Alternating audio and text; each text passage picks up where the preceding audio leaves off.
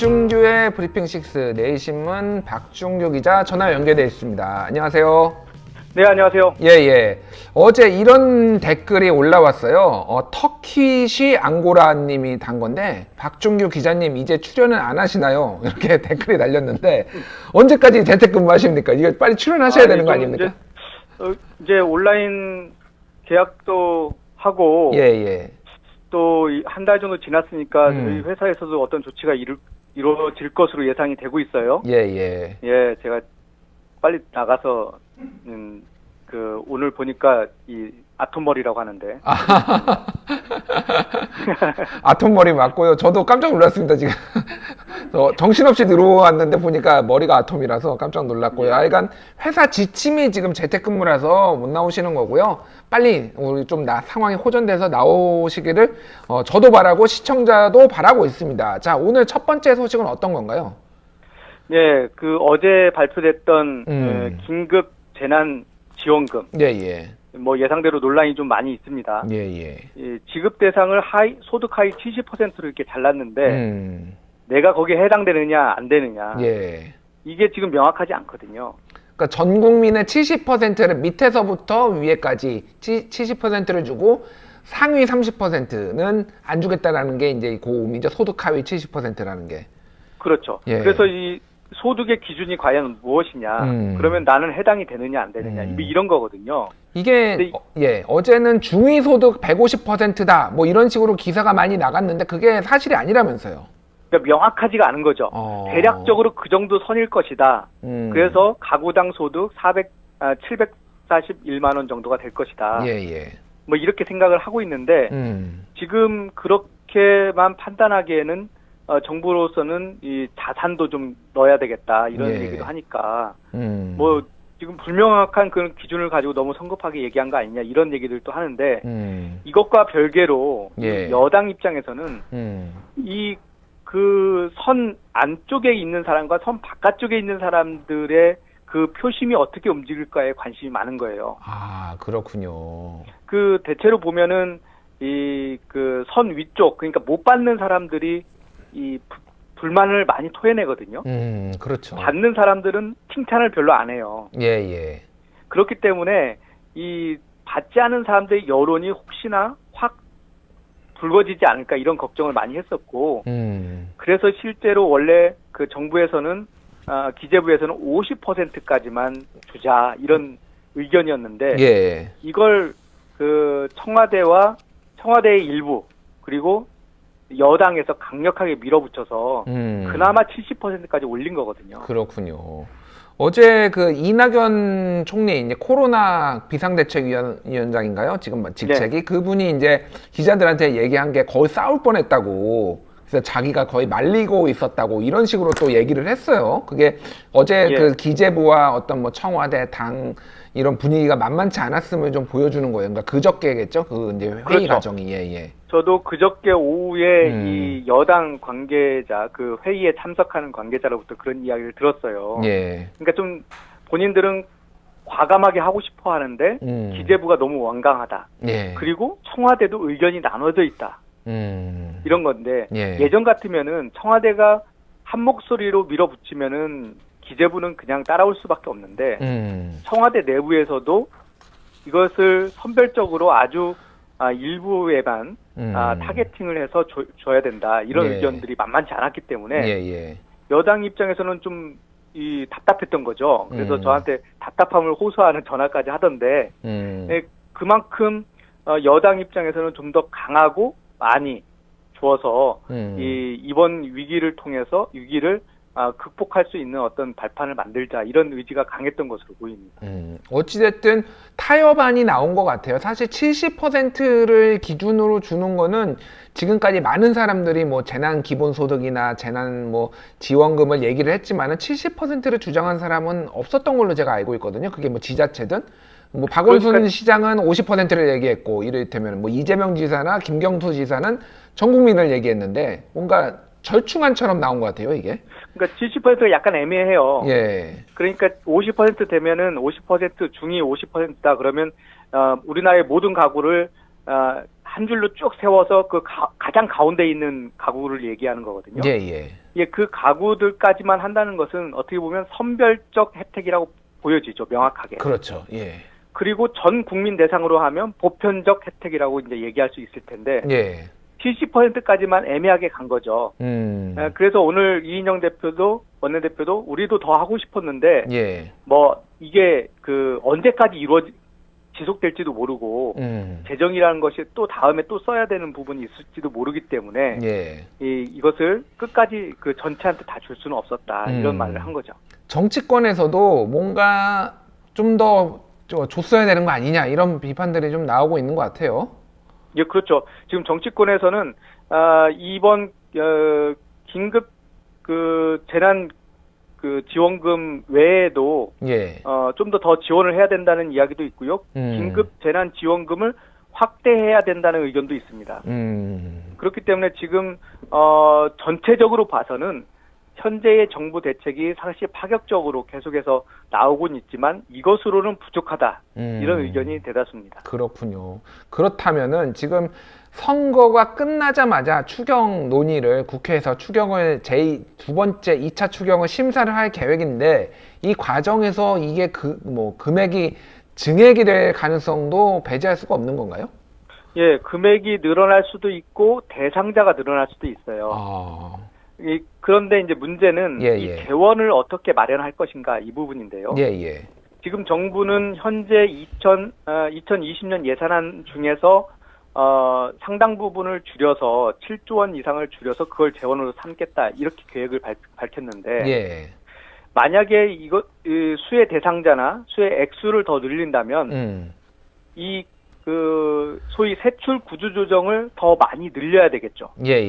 그렇지 않으면은 이걸 국채를 발행해야 되기 때문에 상당히 어렵고 그런 측면에서 봐서는 지금 이것을 좀 더 적극적으로 하려면은 여러 가지 논의돼야 될 부분들이 있을 겁니다. 그렇군요. 재난 상황이 참 유례 없다 보니까 이렇게 오락가락하는 모습도 있는 것 같은데 오늘 온라인 계약 이것도 발표가 됐는데 이거에 대해서도 뭐 앞에서 좀 저희도 윤근혁 기자와 얘기를 했는데 여러 논란이 좀 있습니다. 그러니까 지금 이 현재 그 총선을 구도에서 보면 이 현재 코로나 총선이고 블랙홀이다. 이게 이제 이 현재 그 총선 구도를 설명하는 단어들이거든요. 그렇기 때문에 이 코로나19 사태에서는 지금 여당이 문재인 대통령의 그 대응을 잘했다는 호평에 의해서 상당히 우위에 있다 이렇게 평가가 되고 있는 상황인데 앞으로 15일 동안 일어날 코로나19 대응 문제 이게 이제 앞으로 표심을 가를 수 있는 변수라는 거죠. 그 중에서 앞서 말씀드린 긴급 재난 지원금과 관련된 논쟁 이것을 정부가 어떻게 풀어낼 것이냐 이 부분도 핵심 중에 하나고요. 방금 말씀하신 이 온라인 계약 같은 경우에는 이 이후에 생겨날 여러 가지 문제들이 있는데 이것을 정부가 얼마나 잘 대처할 것이냐 이 부분이 아마 상당한 표심에 영향을 미칠 것으로 보입니다. 그렇군요. 어쨌든 지금 각 정당마다 이 코로나19와 관련된 재난 상황, 지원 대책 이런 거를 가지고 뭔가 하나씩 의견들을 툭툭 내고 있고, 김종인 위원장이 어저께도 말씀하셨지만은 그 짧은 기간 내에 뭔가 100조 원 이렇게 예산을 바꿔야 된다라고 뭔가 또 준비해 와서 던지는 게 이게 많이 뭐라고 했나? 숙달에 대한 조교 같은 느낌? 저는 약간 그런 걸 받았거든요. 그런 느낌을. 그러니까 지금 김종인 총괄위원장, 미래통합당 총괄위원장 같은 경우에는 기본적으로 경제 전문가라는 인식이 있고 또 한편으로는 본인이 이제 그 복지 관련된 이제 장관까지 했기 때문에 지금 이 코로나 사태에 대한 상당히 자신감이 붙어 있는 상황 같아요. 그래서 이쪽에서 어떤 대안을 내놓을까 이것을 두고 여당에서는 벌써부터 약간 긴장하는 모습이긴 한데 지금까지 이야기하는 그 루트만 보면은 상당히 그 미래 지향적인 것보다는 이 과거 지향적인 부분들이 많이 있어서 지금 아직까지는 이 핵심을 못 짚는 부분들이 좀 있는 것 같아요. 그렇군요. 다만 지금 이제는 정부가 하나하나 정책할 때마다 아주 그 날카롭게 찔러댈 거거든요. 예, 예. 이것이 이번 그 총선에 아주 중요한 그 분기점이 될 겁니다. 그렇군요. 참 김종인 위원장이 들어와서 저도 굉장히 관심 있게 지켜보고 있는데 일단 슬로건이 못 살겠다 갈아보자. 그래서 거의 무슨 박정희 때 슬로건인 줄 알았어요. 그러니까요. 예. 지금 아직까지 지금 보여준 모습 가지고는 이 정도면 괜찮겠다 이런 생각이 들 정도인데 예. 이게 조금 더 움직이고 이제 내일 모레부터 이제 본격적인 선거운동이 시작되거든요. 예, 예. 이제 그때부터 이제 진검승부가 시작이 되겠죠. 알겠습니다. 이때부터는 이 디테일을 좀 조심해야 돼요. 민주당 입장에서는. 예, 하나하나 실수만 하더라도 2주 내에 그걸 보완할 수 있는 시간이 없기 때문에 지금부터는 한 번 실수하면 바로 실점으로 이어질 수 있는 그런 예. 이제 상황이 돼 있습니다. 자, 실수, 뭐 실언, 막말 이런 거 좀 이게 변수가 될 수 있다 말씀해 주셨는데 오늘 미래통합당에서 막말이 나왔습니다. 문재인 대통령이 임기 끝나면은 무상급식을 오랫동안 먹으면 된다. 이 얘기는 한마디로 콩밥 먹이겠다. 지금 이 얘기 같아요. 예, 그렇죠. 통합당의 공식 유튜브 방송인 옳은 소리 여기에서 나온 이야기인데요. 예. 진행자가 이 현 정부를 비판하면서 어느 교도소든 친환경 무상급식이 제공되니까 괜찮다. 이렇게 이야기를 하고 앞서 말씀하신 그 오랫동안 무상급식을 먹으면 된다. 뭐 예. 이런 얘기까지 같이 하면서 결국은 이제 무상급식 교도소 그리고 문재인 대통령 이게 이어지는 소위 막말이 나온 거죠. 그렇군요. 지금은 이제 삭제를 한 거죠. 지금 현재는.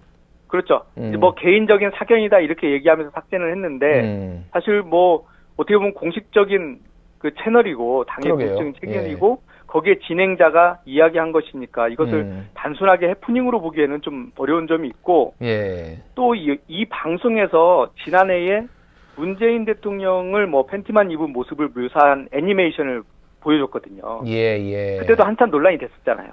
맞습니다. 그래서 벌거벗은 임금님의 그 문재인 대통령을 뭐 그걸로 한 다음에 거기에서 뭐 표현이 이래서 문재앙이라고 하는구나 뭐 이런 식의 대사가 있었던 걸로 기억이 나는데요. 그때도 한참 논란이 있었고 너무 그 대통령에 대해서 너무 비하 수준이 도를 넘었다 이런 이제 지탄도 많이 받았는데 이번에 똑같은 그 유튜브에서 거의 같은 방식으로 이게 비하하는 모습을 보여주니까 이것은 한 번은 실수일 수도 있고 오버일 수도 있지만 두 번이 되면 이건 의도가 있는 거잖아요. 그렇군요. 그런 측면에서 논란이 이게 조금 지속될 가능성이 있습니다. 사실은 이제 유튜브라는 이 생태계 자체가 굉장히 팬심 지향적으로 팬덤 지향적으로 가다 보니까 오히려 더 자극적인 내용들을 말을 하기가 쉽게 되고 그렇게 되면은 이렇게 실수라고 할 수도 있고 뭐 의도적으로라도 이렇게 뭐 하게 되는 건데 이게 정말로 좀 품격을 위해서라면은 절제를 해야 되지 않나 그런 생각이 많이 듭니다. 네네. 그래서 지금 그 유튜브 방송 자체를 통해서 선거운동을 많이 하거든요. 특히 지금 코로나19 때문에 더더욱 그렇죠. 근데 이게 일반 방송하고는 다르기 때문에 이 제재 수위가 상당히 낮아요. 그렇죠.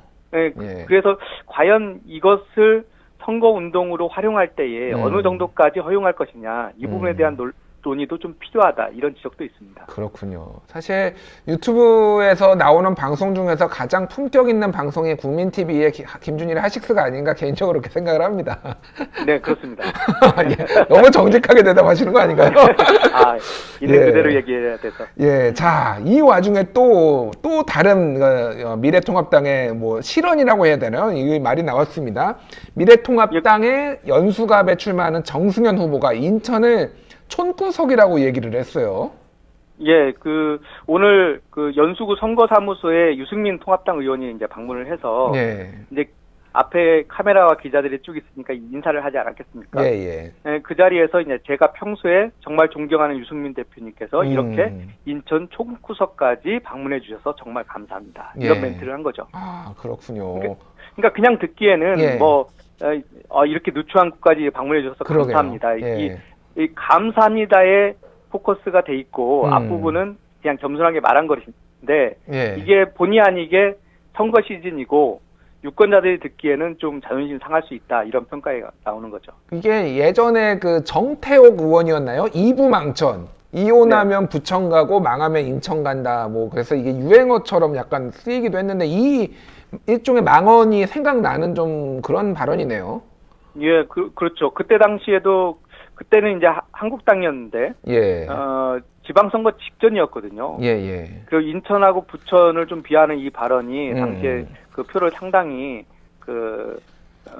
이 줄여놨다, 깎아먹었다 이런 평가들도 있었는데 이게 이런 해프닝이 이렇게 선거 직전에 나오면은 상당히 많이 파장이 일 수밖에 없거든요. 예. 그러니까 바로 좀 전입니다. 정승현 후보가 예. 이 사과문을 발표를 했어요. 곧바로. 그래서 이제 수습에 들어가는 모양새입니다. 그렇군요. 알겠습니다. 자, 국민의당 안철수 대표가 갑자기 뜬금없이 국토 종단을 한다라고 오늘 발표를 했는데 이거를 뭐 걷겠다는 건가요? 지금 어떻게 하겠다는 건가요? 뛰겠다는 겁니다. 뛰겠다는 거예요. 예, 지금 와. 유럽에서도 뛰었고 미국에서도 뛰었고요. 예. 최근에도 열심히 그 중랑천가를 뛰고 있다고 그러는데요. 예. 이 마라톤을 원래 좋아합니다. 예. 혼자 하는 것이라는 특징도 있고요. 오랫동안 한다는 특징도 있습니다. 이 안철수 대표의 어떤 성향과 비슷하다 이런 평가도 있는데. 예. 여하튼 내일 오후부터 시작을 해요. 아침에 버스로 출발을 해서 여수까지 갑니다. 그리고 버스로 여수를 가는 거예요. 일단 여수에서 그럼 거기서 시작합니다. 거기서 시작한다고요? 우리나라의 한반도의 이 가운데 지점, 남단의 가운데 지점이라고 해요. 여수, 그렇죠. 그 여수가 이 부인의 고향이기도 하고요. 그리고 뭐 노래에도 있듯이 봄바람이 많이 불어나오는 그런 지역이기도 하잖아요. 이제 거기에서 시작을 오후 2시부터 합니다. 그렇군요. 자, 이게 지금 안철수 대표가 독일에 있으면서 내가 달리기를 하며 배운 것들 이런 책도 냈고 진짜 달리는 걸 좋아하는 것 같아요, 지금. 이거를 그렇죠. 뭔가 자신의 트레이드 마크로 지금 뭔가 삼으려는 거로 봐야 되는 겁니까? 지금 불가피한 선택인 것 같기도 해요. 아마 고민을 많이 했을 것 같은데요. 지역구를 이번에 내지 않잖아요. 그러게요. 후보를. 그러면 이제 이 선거 유세차가 못 돌아다녀요. 그렇네요. 그러면 그걸 대신할 수 있는 게 뭐냐? 본인의 차예요. 본인의 차. 본인의 유세차. 그러니까 지금 버스를 제가 봤더니 안철수 대표 얼굴이 크게 들어가 있어요. 그렇군요. 그리고 그 차가 이제 따라가면서 안철수 대표는 뛰고요. 그런 형식으로 한 10여 일, 남은 10여 일을 전국을 도는 거죠. 그러니까 그냥 혼자 뛰는 게 아니라 당 관계자들도 뭐 옆에서 있고 또 차도 앞으로 큰 버스도 가고 막 이런 식의 이제 약간 일종의 퍼포먼스네요. 그러니까 이게 지금. 그리고 뭐 중간중간에 그 유권자들도 만나서 얘기도 듣고요. 마을회관 같은 데서 자기도 하고요. 이런 계획들이 쭉 돼 있어요. 그렇군요. 그러니까 지금 이게 일종의 본인이 생각할 때는 현재 선택할 수 있는 거의 유일한 선거운동이다 이렇게 보는 거고요. 그렇네요. 지금 국민의당이 사실 안철수 대표 이외에는 보이지가 않잖아요. 사실 누가 있는지도 몰라요. 국민의당에. 그렇죠. 그러니까 지금 안철수 대표가 뭐 대구 병원에 그 자원봉사 갔을 때 지지율이 확 오른 것처럼 뭔가 새로운 또 국민들이 조금 새롭다고 생각되는 어떤 퍼포먼스를 해야 지지율에 도움이 될 수 있기 때문에 아마 이러한 방식을 선택한 것 같습니다. 일종의 민생 대장정의 변형된 형태라고 좀 보여지기도 하고 우리 지금 댓글에도 다루신 분이 있는데 포레스트 검프를 좀 생각나게 한다 이런 말씀도 하시네요. 여튼 본인이 잘할 수 있는 것을 지금 하려는 것으로 보이고요. 무엇보다도 제가 생각하기에는 2017년 19대 대선 할 때도 이 비슷한 것을 했거든요. 그때는 차로 이동하지 않고 이제 배낭을 메고 이제 대중교통이나 걸어서 이렇게 이동을 하면서 국민들 만나서 얘기하고 이랬는데 제가 듣기로는 그때 당시에 본인이 상당히 많은 지지를 받을 것으로 예상할 정도로 호응이 좋았다 이렇게 평가를 했다고 해요. 근데 실제 표심에는 그렇게 잘 나타나지 않았는데 본인은 그걸 보고 많이 감동을 받았다는 거죠. 본인이 스스로 감동을 받았군요. 그렇게 제가 관계자로부터 그렇게 들었는데 국민들은 감동을 받았는지 모르겠으나 본인은 받은 거군요. 그러니까. 본인은 다니면서 많은 사람들이 호응했다고 생각을 했던 거고요. 그것을 다시 한번 해보겠다. 이런 의지로 제가 보기엔 그렇습니다. 알겠습니다. 자, 굉장히 현실적인 질문인데 보통 이제 선거가 있으면은 마크맨들이 있잖아요. 이제 대선이 아니라 총선이라고 하더라도 당 마크맨들이 있잖아요. 그렇죠. 안철수 대표가 저렇게 지방 내려가서 만약에 뛰거나 걷게 되면은 기자들도 마크맨 붙여서 지금 가야 되는 건가요? 아니면 그냥 무시할 건가요? 어떻게 해야 되나요, 이거는? 이제 그것은 이제 회사마다 이제 판단을 할 텐데, 예. 지금 일단은 첫날은 좀 갈 것 같아요. 첫날은, 예. 예, 첫날은 일단 간다는 신청도 받고요, 지금. 또 그 운행 계획을 현재는 공유가 돼 있는데, 예. 그 다음부터가 문제죠. 그러게요.